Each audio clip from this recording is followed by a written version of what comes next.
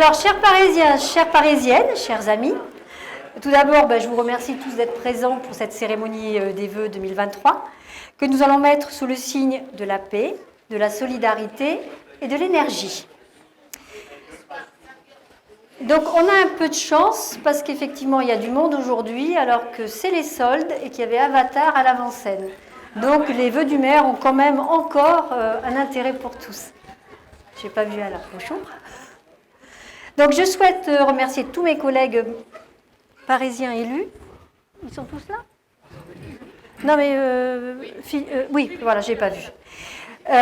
Donc, je souhaite remercier tous mes collègues élus parisiens qui œuvrent à mes côtés dans cette belle mission d'élu qui est la nôtre et qui consiste à être au service, à votre service et au service de l'intérêt général.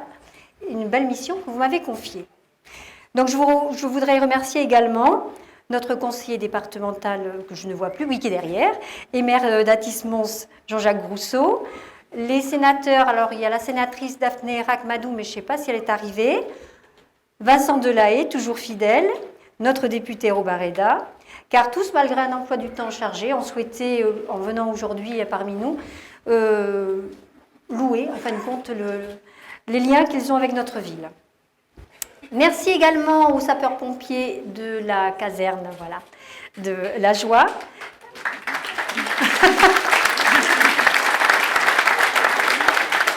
Comme quoi la politique, ça ne marche plus, il faut être pompier maintenant.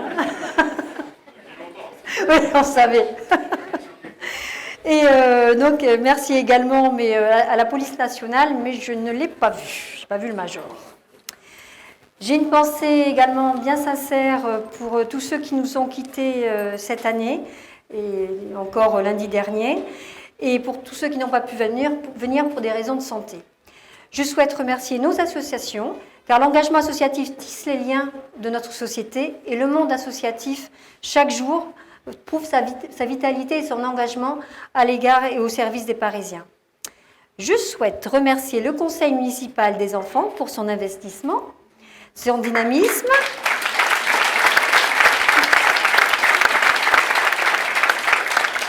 Parce que c'est merveilleux d'avoir des jeunes Parisiens déjà autant impliqués dans la vie de la cité. Nous expliquerons tout ça tout à l'heure. Donc je souhaite remercier les équipes de l'Éducation nationale pour le savoir qu'ils dispensent quotidiennement à nos enfants, dans nos écoles, dans le collège et à l'IME. Je souhaite remercier les commerçants et nos artisans qui sont la base de la convivialité dans une petite ville comme la nôtre, avec un hommage particulier pour la famille Sauvry qui, après 4 générations de librairie, papeterie, presse, sa retraite bien méritée. Merci à eux.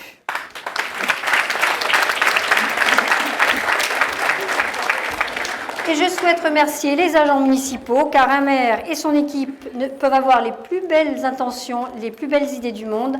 Sans la réalisation par les agents municipaux, les forces vives de la ville, ces projets ne sont rien et le service public n'est pas. Donc merci à ces femmes et à ces hommes qui se mobilisent chaque jour au service de la population et de leur ville. Et pour preuve aujourd'hui, toute la décoration, les lumières, les plantes mises en pot par les services techniques, tout ça c'est fait par les services de la ville. Et le buffet qui vous sera servi tout à l'heure a été préparé également par les agents de la ville. Donc je crois que là, on peut les applaudir, ça n'a rien de politique. Merci. Et enfin, je vous remercie, vous tous, les Parisiens, les Parisiennes, qui donnez chaque jour l'envie de faire et de s'investir pour ce précieux bien commun qu'est notre ville. Alors, là, les choses se corsent. Oui, parce qu'au mois de janvier, dans la tradition, c'est se souhaiter la bonne année. Alors, que souhaiter pour 2023 ? Alors, depuis 3 ans, les crises se succèdent. Et alors, on s'adapte et persévérant, on continue d'investir et d'innover et d'avancer. Déjà, en 2021, face au Covid, nous avons su nous doter des moyens et nous associer aux bons partenaires pour que les Parisiens puissent se faire vacciner chez eux, dans leur ville. Donc, merci à la CPTS Nord-Essonne IJ et au docteur Salviato et Goncalves ici présentes. En 2022, encore figé dans les mesures sanitaires liées au Covid, mais rempli dans l'espoir de ce fameux monde d'après, tant attendu, le réveil du 24 février a été un petit peu brutal, beaucoup même, avec l'Ukraine qui était envahie par la Russie. Donc le monde d'après ne sera pas celui tant attendu, du moins pas encore, mais c'est une autre crise qui s'est présentée à nous. Donc après 2 années de pandémie, entre la crise écologique, la crise énergétique et la résurgence des conflits armés, il faudra faire preuve d'effort et d'audace pour que cette nouvelle année soit belle. Et oui, mais cela tombe bien, car je suis optimiste, et j'y crois. Et car oui, du courage et de l'audace, c'est bien ce que nous avons dans le cœur et dans les mains, ici, à Paris-Vieille-Poste. Et nous l'avons déjà prouvé.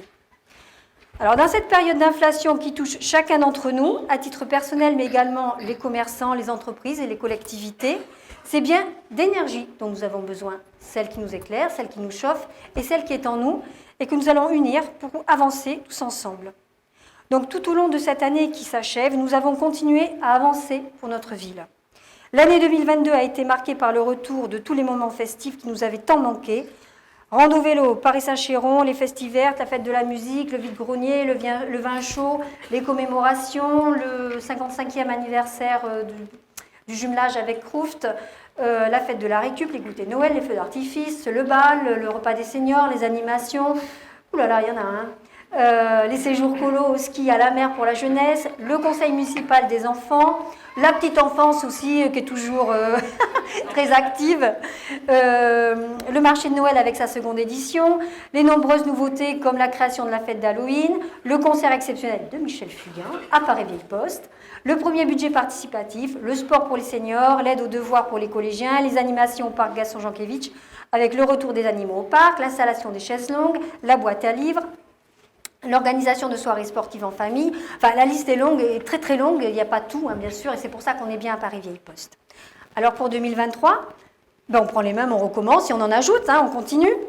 Alors on aura en plus le plaisir de profiter de la reprise des rencontres citoyennes de juin pour évoquer ensemble les points qui vous taraudent, ça j'aime bien quand on a des petites réunions publiques.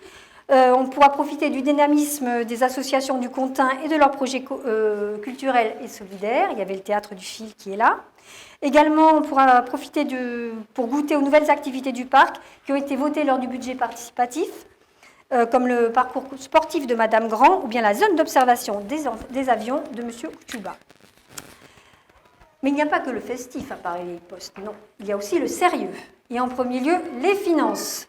Nous agissons toujours dans le souci de la maîtrise des dépenses publiques. Et notre ministre des Finances locales ne va pas me contredire, n'est-ce pas, Fouad ? Tout à fait. Voilà. Il faut que je fasse attention à ce que je dis. Donc, notre orientation budgétaire reste inchangée pour 2023.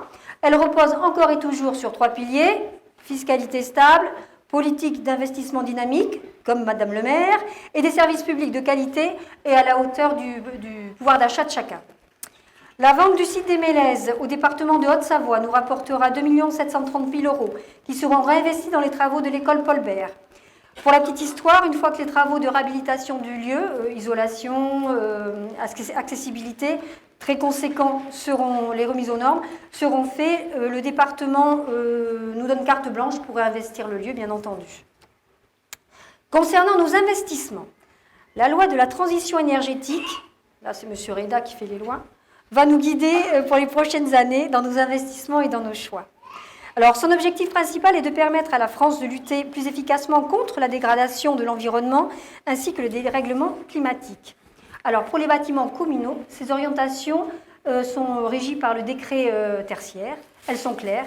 Diminuer les consommations d'énergie de 40% d'ici 2030 et jusqu'à 60% d'ici 2050. Donc, vous voyez, il y a du boulot, hein, on n'est pas là pour rigoler. Mais là encore, même pas peur.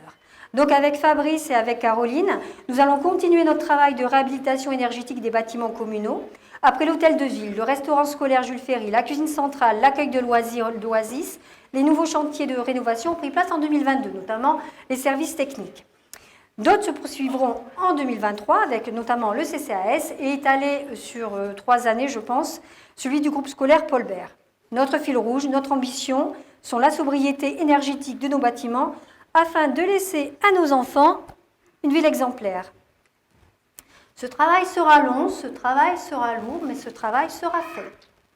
Au même titre que les bâtiments qui doivent être vertueux, nos maisons doivent l'être aussi. Aussi, nous avons mis en place des permanences en mairie avec le CAUE 94 pour vous aider à monter vos dossiers, à saisir les opportunités, notamment de ma prime rénov', car vous comme moi, on est un peu noyés dans tout ce qui se propose et on ne sait pas par où commencer et à quel prix et pourquoi. Donc voilà, ces permanences gratuites financées par la mairie vont continuer en 2023, donc n'hésitez pas à vous en approcher. À travers la réflexion de l'école Paul Bert et au vu des enjeux climatiques et énergétiques et la raréfaction des énergies fossiles et de l'augmentation de leurs coûts, je souhaite que l'on s'adapte à l'avenir et que l'on s'engage dans la géothermie, énergie renouvelable fossile exploitable en Essonne. En parallèle, nous étudions également toutes les ressources que peuvent apporter nos toitures publiques pour réduire notre dépendance énergétique aux énergies fossiles. Donc elles peuvent être solaires, voltaïques, végétalisées. Ces réflexions et ces intentions vont au-delà des bâtiments. C'est l'espace public tout entier qui doit être repensé progressivement pour renaturer la ville en vitalisant les espaces. Il y a 3 ans, lors de mes vœux, mes premiers vœux, je relayais, suite au feu qui ravageait l'Australie, je relayais les alertes environnementales de Greta Thunberg. Mais cette année, c'était autour de la Gironde et des Landes. Et c'était en France, c'était chez nous. Et en parallèle, en miroir, il y avait des abat d'eau hors normes et des inondations que nous avons subies en juin et en août, en région parisienne et en Nord-Essonne. Ce sont des preuves très concrètes qu'effectivement le changement climatique est là. Nous n'avons donc plus le temps de réfléchir, mais uniquement celui d'agir.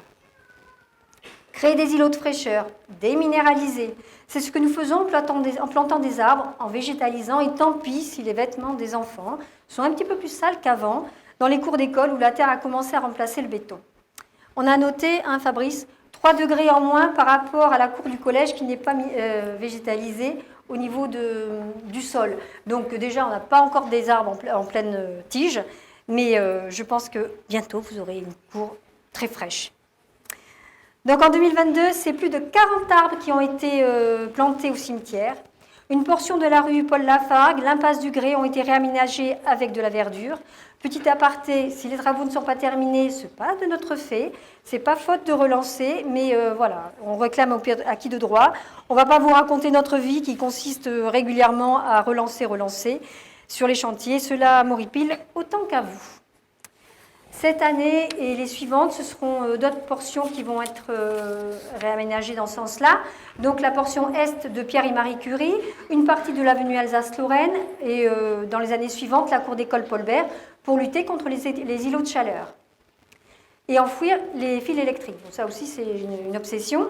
Cet enfouissement permet de lutter contre la pollution visuelle, d'une part, mais également de créer plus d'espaces publics à planter dans les rues et à faire pousser les arbres plus haut sans avoir à élaguer les arbres régulièrement tous les ans.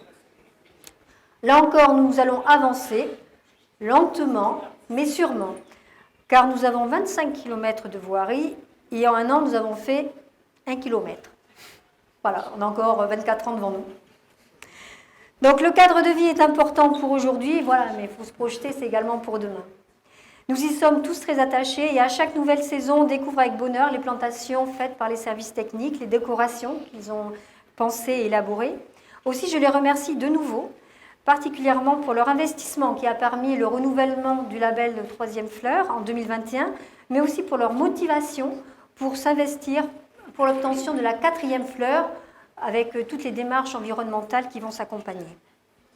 Alors le cadre de vie, c'est aussi être bien dans sa ville, c'est être bien logé. Cette année, 45 Parisiens nous ont quittés et 87 ont pointé leur bout de nez. Alors, sans rien faire, ou presque, ça je réserve ça aux parents, notre population a augmenté de 42 habitants. J'en viens donc aux constructions et au logement. C'est un sujet qui contrarie, et moi la première, mais c'est une nécessité. Et je dois avoir, et Carole qui s'occupe des logements aussi, un appel par semaine d'administrés qui se séparent, dans la famille s'agrandit, qui veulent un habitat plus grand, un rez-de-chaussée ou un logement avec ascenseur. Donc oui, sur 20 ans, il y aura des constructions, mais pas de façon anarchique ou inconsciente, mais à notre rythme, à l'échelle de la ville et au rythme de notre ville. Et sur un périmètre bien précis qui a déjà été validé dans le cadre de la loi SRU en 2012. J'ajouterai que nous voulons tous un marché, un tram, là pour le prolongement du T7, un métro, mais sans logement et sans nouveaux habitants, cela va être compliqué à légitimer auprès des pouvoirs publics. Car le cadre de vie, c'est aussi les mobilités. Phase 2 du tram T7 vers la gare de Juvisy, les travaux devraient commencer discrètement pour se corser avec une mise en fonctionnement d'ici 2030. Une réunion publique va être organisée avec l'Île-de-France Mobilité. Métro ligne 14 à l'aéroport d'Orly, mais sur le territoire de Paris-Poste, il ne faut pas oublier. Toujours prévu pour avril 2024, qui mettra notre ville à 20 minutes de Paris. Gare voyageurs à Morangis, ligne 14, on poursuit la mobilisation et les réunions. Déviation nord de Paris, le département cogite, on se réunit. Là aussi, il est impératif pour nous que le tracé ne défigure pas notre ville. Piste cyclable de la Vanne va enfin voir le jour avec les débuts de travaux d'ici fin 2023. Eh bien non, ils ont déjà commencé. C'est pour ça que c'est toujours compliqué de pouvoir prévoir les choses. Ils ont commencé cette semaine. Et le projet, j'avais déjà annoncé l'année dernière, mais au vu de la totale qui était présentée par le Grand Orly Seine-Bièvre, j'ai stoppé tout de suite les travaux il y a un an pour effectivement faire le tour des financeurs et ainsi j'ai récupéré 1 million d'euros qui ne seront pas pris directement dans la poche des Parisiens. Et c'est un projet qui m'a bien fait pédaler, rétro-pédaler et repédaler. Et ça a commencé. Et il y en a d'autres qui pédalent comme des fous, mais ils sont jeunes et ils ont le dynamisme de leur âge. C'est notre conseil municipal des jeunes. Je te laisse allumer le micro, le temps d'eux. Alors, quand moi-même j'étais petite, ou du moins enfant, à Bordeaux, Jacques Chaban-Delmas, qui était maire à l'époque, m'a fait un coucou de loin. Et bon, je ne sais pas si c'est ce qui m'a donné l'envie d'être là où je suis aujourd'hui, mais j'espère que le travail que nous faisons ensemble avec le conseil municipal des jeunes et avec les enfants en général saura éveiller en eux une envie et des projets. Donc, Ilia, c'est à toi. Madame le maire, Madame et Monsieur les élus, chers Parisiennes, chers Parisiens, c'est avec grand plaisir que cette année, nous vous présentons nos meilleurs vœux au nom de toute l'équipe du Conseil municipal des enfants.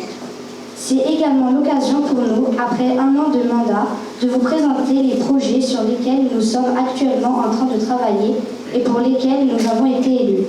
Ils sont au nombre de 5 et traités à l'instar des conseillers adultes de thématiques aussi diverses que variées. Tout d'abord, l'écologie ainsi que l'environnement s'avèrent être d'enjeux d'actualité qui nous tiennent particulièrement à cœur. C'est pourquoi nous avons décidé de dédier 2 projets à ces thèmes. Nous avons alors créé un jeu dit EcoGame. Le but est simple. Il s'agit d'une collecte de déchets sur toute la ville où des lots seront distribués à l'issue du choix. Le second projet, lui, est plutôt lié à la communication autour de l'environnement. Nous aimerions créer une campagne publicitaire visant à sensibiliser les petits comme les grands aux effets néfastes des déchets et de la pollution sur notre planète. Gwen. Par ailleurs, soucieux de nos pairs, 2 des autres projets relèvent de la sensibilisation ainsi que du partage. En effet, nous concevons actuellement un magazine portant sur le harcèlement scolaire. Le fascicule comptera 2 volumes et sera distribué dans toute la ville. Nous avons réellement à cœur d'impacter les jeunes comme les adultes, car nous devons tous nous sentir concernés. De plus, afin d'améliorer la proximité avec nos seniors, nous souhaitons établir divers échanges autour de la mémoire. Leur mémoire est également celle de notre ville Paris-les-Postes. Enfin, par souci des plus démunis, nous réaliserons une collecte de vêtements. Tous les dons se verront transmis à une association afin de pouvoir parvenir en aide aux nécessités. C'est alors avec ambition et sérieux que nous entamons cette 2e et dernière année de mandat, plus que jamais désireux de mener à bien chacune de ces missions. Nous tenons donc à présent à remercier tout particulièrement Madame la maire, ainsi que les services municipaux avec lesquels nous avançons pleinement dans la réalisation de chacun de ces projets. Nous vous souhaitons une belle année 2023 à tous.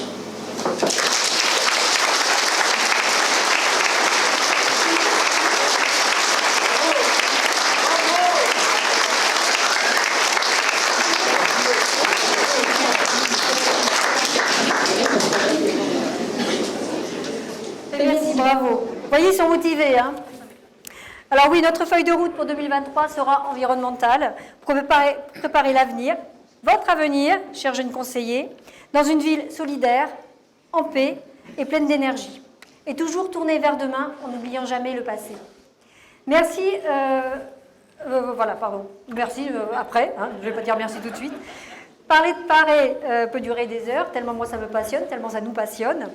Alors avant de passer au merveilleux buffet préparé par le service restauration et servi par l'équipe de restauration, je ne vais pas vous torturer plus longtemps. Je vous souhaite donc à tous une belle et heureuse année 2023, que cette envie partagée pour notre ville, et cette envie, franchement la fin devient chaotique, et avec cette envie partagée pour notre ville d'aller toujours plus haut, toujours plus loin, mais toujours ensemble. Merci. Merci à vous.